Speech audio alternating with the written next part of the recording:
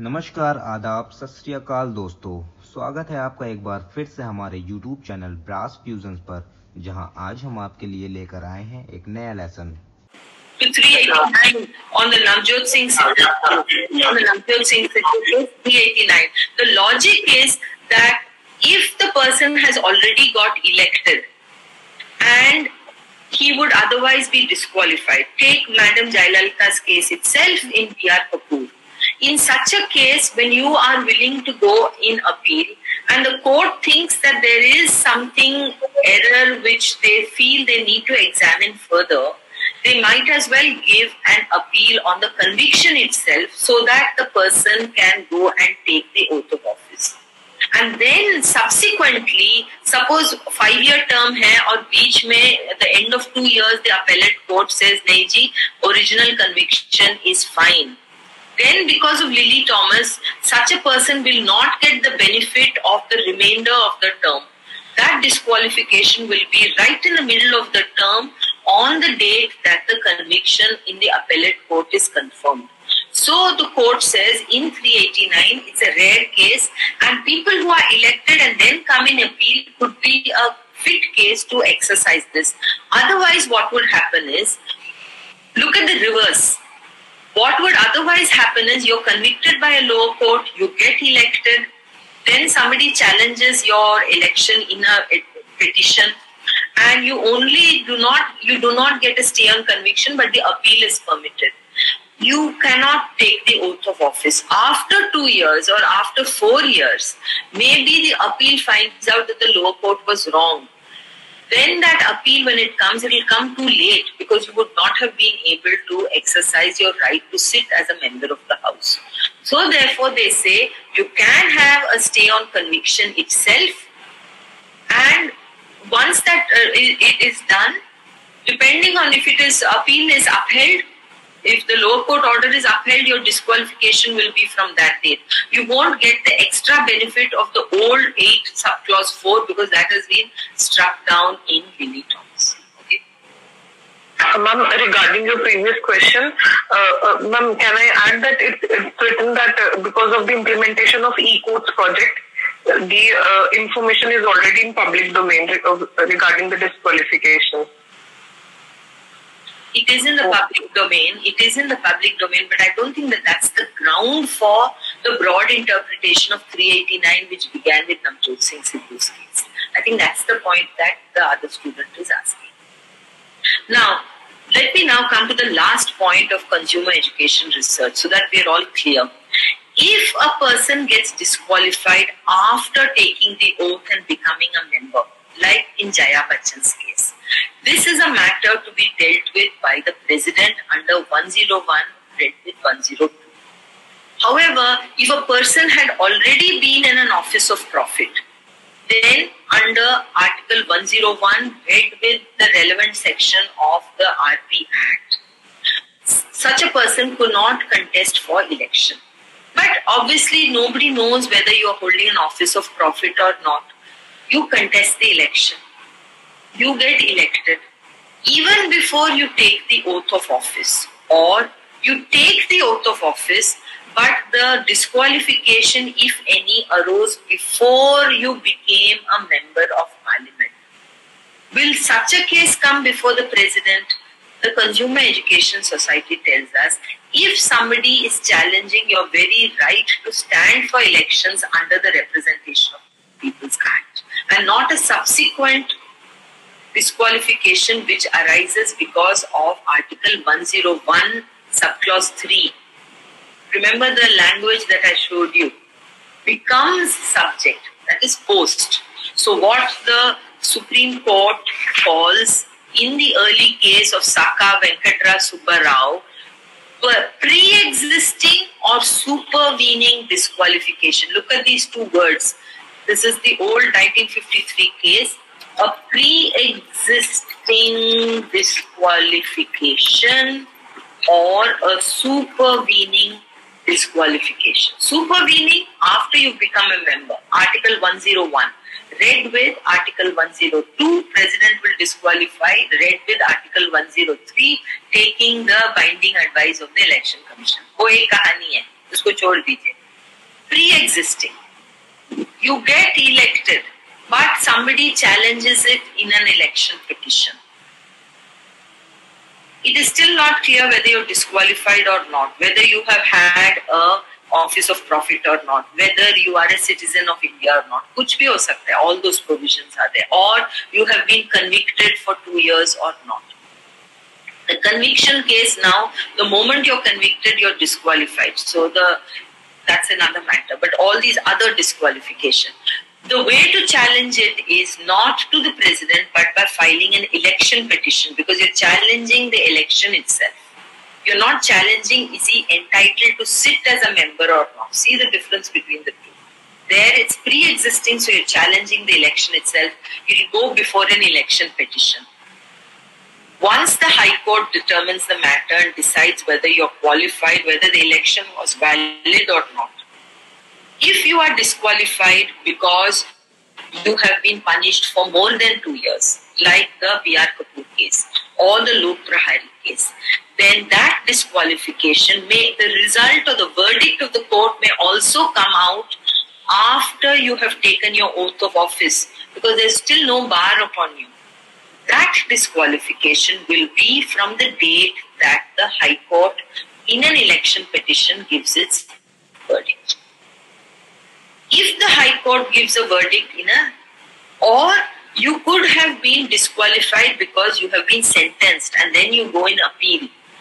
There has been a stay on the conviction, Lok Prahari. Then midway through your term as an MP, the verdict comes that the appeal court says that the lower court order is correct. Then from that date, your disqualification will start. Okay, so therefore, if a sitting member is convicted and sentenced under clause 1 of section 8, it will not come, because this disqualification, Aditya, your question is, what happens if a sitting member? I want you just, in order so that you follow my answer to your question once again, look at 102. A person shall be disqualified for being chosen as and for being a member as. It's for both. Okay? If he holds an office of profit, unsound mind, or is so disqualified under any law made by Parliament. It's a ground for disqualification, your example. But now come to 103. If any question arises whether any member of either house has become subject to any of the disqualifications mentioned in clause 1 of Article 2. Clause 1 of Article 2, which is what? Your disqualification under any law made by Parliament. Then it is the President. So once you have become a member, but the disqualification comes after, then it will be for the President to decide. But where it was a pre-existing disqualification, and the conviction cases are all pre-existing. You were disqualified by a lower court, and then you went in appeal. In the meanwhile, you got a stay on conviction. Therefore, you could take your oath of office.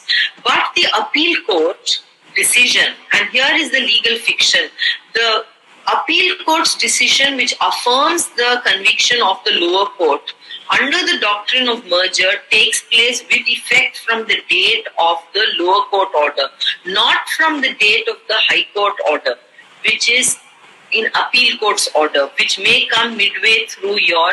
So we will not say that this is a case for the President to decide, because it confirms the order of a lower court. It is as if the date of disqualification relates back, and then it becomes a pre-existing disqualification. Therefore, it is now 101 will not apply. Because 101 and 102 does not apply, there is no question for President to deal on the disqualification. This is the reason why Justice Patnaik in Lily Thomas says that if there is a conviction relating to a pre-existing disqualification, the sitting member will lose his seat with effect from the date that either the conviction happens, because it's pre-existing, or when the appellate court affirms the order of the lower court from that very day. There's no question then of President coming in. I hope that's clear. So therefore, this I think I'm just now going to go on. You will find that we looked at the office of profit. The last thing that I want to say is that because we discussed B.R. Kapoor, I also want to briefly discuss Anil Kumar Jha versus Union of India.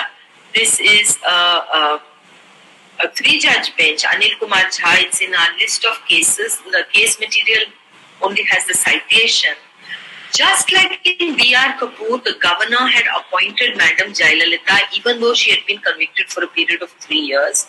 And the question was whether she is qualified to be a chief minister because of popular will, even though she stood disqualified under the provisions of the constitution. Like that, in Anil Kumar Jha, the governor had appointed somebody who was not the leader of the majority party, nor was he the leader of a majority pre-poll alliance. He had appointed somebody this was the discretion of the governor. Remember that under Shamsher Singh's case, the president and the governor has a discretion to appoint the prime minister and the chief minister. But the constitutional limitation is that you will invite that person who is qualified or in your idea is likely to have the confidence of the house. But by choosing somebody who is neither the leader of the majority party nor of the majority pre-poll alliance, this was challenged before the Supreme Court. And what the governor had done was, he had given virtually 2 weeks time or 3 weeks time for the person to establish his majority. And the fear was that there would be large-scale defection engineered in order for him to win the vote of confidence. And in this particular case, the court says that it preponed from 21st March to 11th of March. It preponed the date of no confidence and it asked for the vote of confidence to be videotaped. Now, why I say this is because this is a case somewhat similar to B.R. Kapoor. While on the one hand, and I want us now to understand B.R. Kapoor and Anil Kumar Jha on the one hand, and the law laid down by Shamsher Singh on the other. The paragraph 174 in the Shamsher Singh 5-judge bench decision tells us that the discretion of whom to invite as Prime Minister, say under Article 75(1), is a discretion to be exercised by the President alone. But what B.R. Kapoor and Anil Kumar Jha now tell us is, even while exercising the discretion, they have to exercise it keeping the supremacy of the Constitution in mind. They cannot call a person who is prima facie disqualified from becoming a member of the Legislative Assembly. B.R. Kapoor. Anil Kumar Jha, you must invite a person who at least has the support of the majority party or the support of the majority pre-poll alliance who is likely to have the confidence of the House.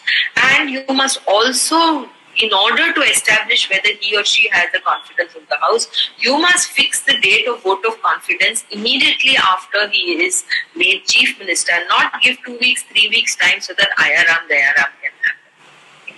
Therefore, I now read B.R. Kapoor and Anil Kumar Jha also as placing some limits on how the President or the Governor will exercise his or her discretion with regard to selection of Prime Minister and Chief Minister. So if you've written down your notes somewhere for Shamsher Singh, I want you to link these 2 cases with that.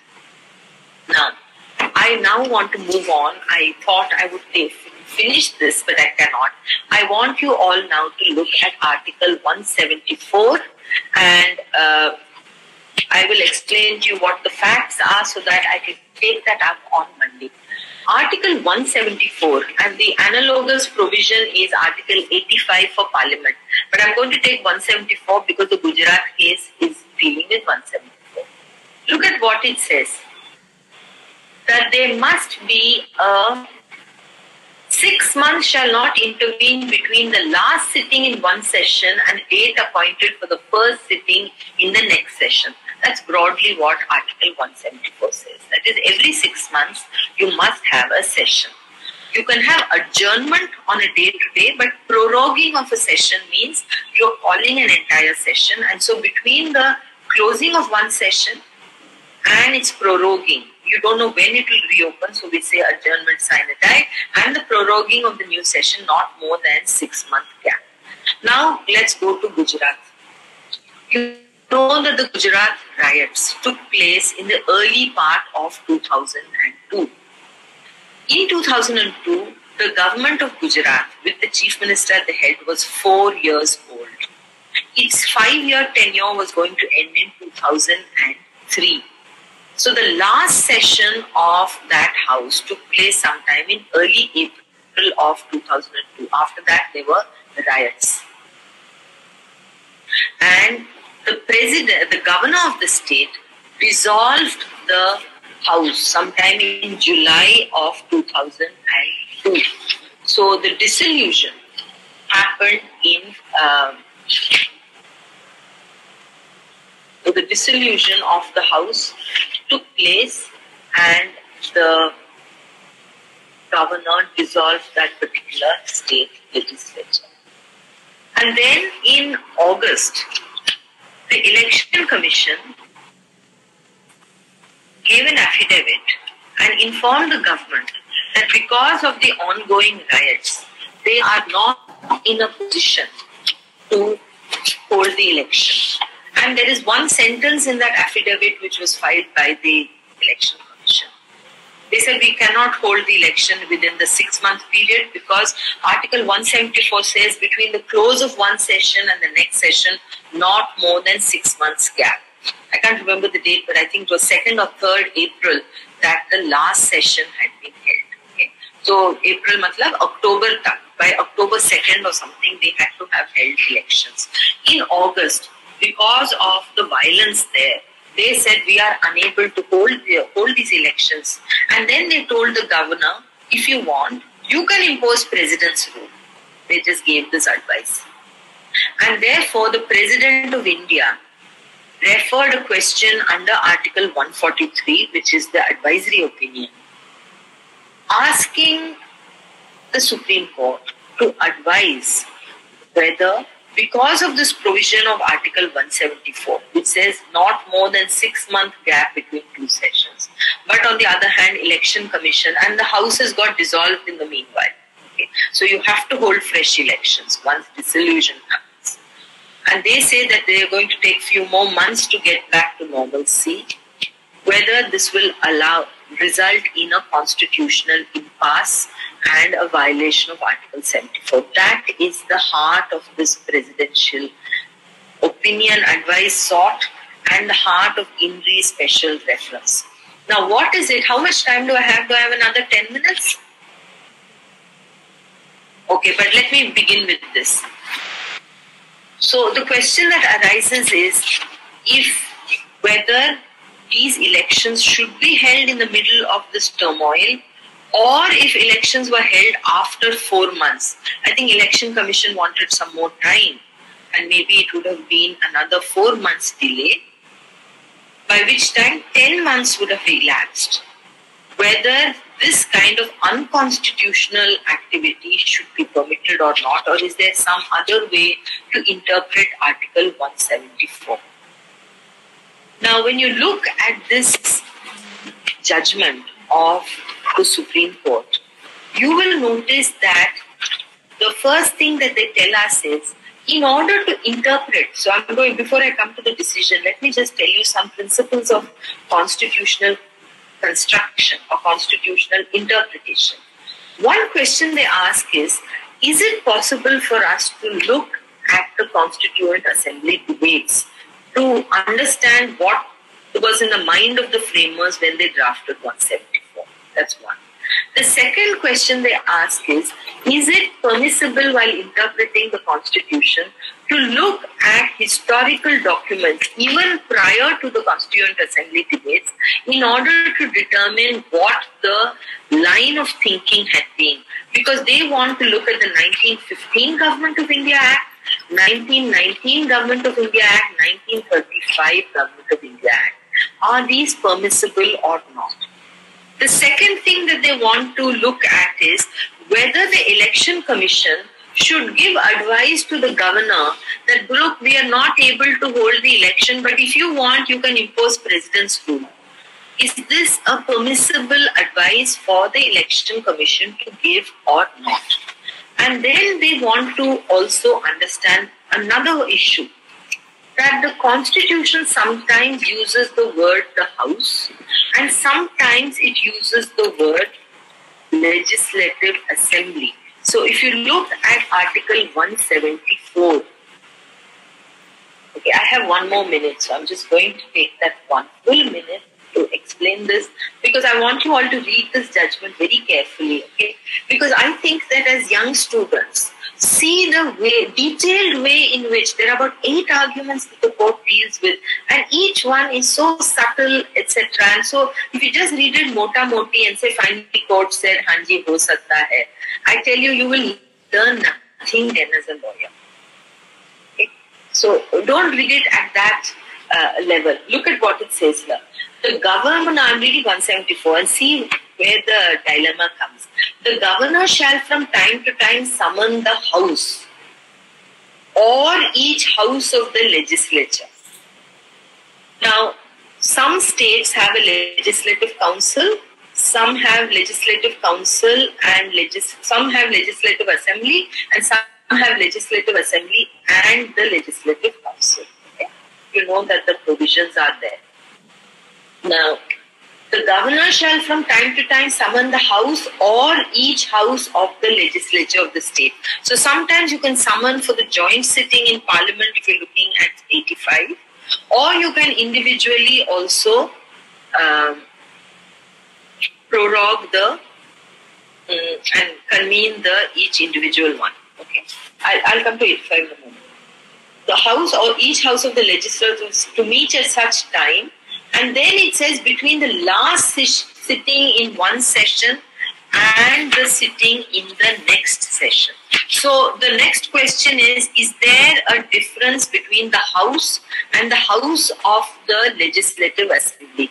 Because the House as a whole is a permanent body which never gets dissolved. The Parliament is a house which never gets dissolved. But the Lok Sabha or the Legislative Assembly gets dissolved. So when we say a 6-month gap, are we talking of a permanent house or are we talking of the house of the Legislative Assembly? This is another thing that you have to find an answer to. Then another thing that they want to find an answer to is there a difference between a first session of a house and a new session of a house?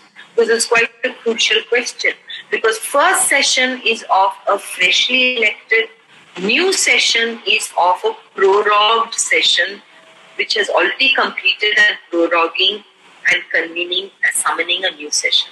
Proroguing, summoning, existing session. Fresh session. What is the difference? So what is the language that is used? And lastly, is there any significance to the use of the word plural, session or sessions? Okay. So is there any significance to the word session or sessions? And now I'm looking at Article 172, which uses the word in the plural and in the... I've just given you various pointers so that you all read it. I want you to read this judgment as well as Raja Rampal on Monday and Tuesday. I will be taking up both these properly. Okay? So thank you. Are these... Now tomorrow I think I will use the same link that I've used today. Okay? Is that okay? I'll use the same link. Let me see if it works. Okay, ma'am. I'm not a little unclear. I've done it through Google Calendar so that I could do my online streaming. Let me see if it works. If there is a problem, then just before the class, I may email you. Otherwise, for now, I still don't know the answer, okay? I'm not so savvy, tech savvy, but I'll see whether I can use the same thing. Okay. Anjali Sirohi, Abhinav Dwivedi, who else? Yes, ma'am. Abhinav Dwivedi. Okay, Shri Ram Tanvi. Okay, I'll just mark your attendance. Okay, thank you. Ma'am, if you could take a few doubts. If you can take it up like in 10 seconds, okay? Because I have another class as to run off. Okay, ma'am. Yeah. The issue of the candidature of the person who files a nomination that he can be mark your attendance. हाँ, बोलिए. He can be disqualified on the pre-existing grounds of disqualification, and can he be disqualified after he has become a full-fledged member of the house? That you said he is not a point that Aditya asked me, and which is when you read Lily Thomas also, there was a pre-existing disqualification. He was convicted by lower court. He should have been disqualified. But in the meanwhile, he got a stay on the conviction and then he became a member. But midway through his tenure, the appellate court says upholds the conviction of the lower court. That means whenever the appeal confirms, it relates back to the original date of the original conviction. So it is a case that he was disqualified right from the very beginning.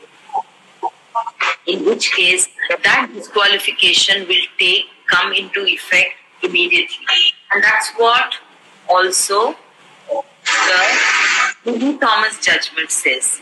Halfway through your house, you get disqualified. Yes.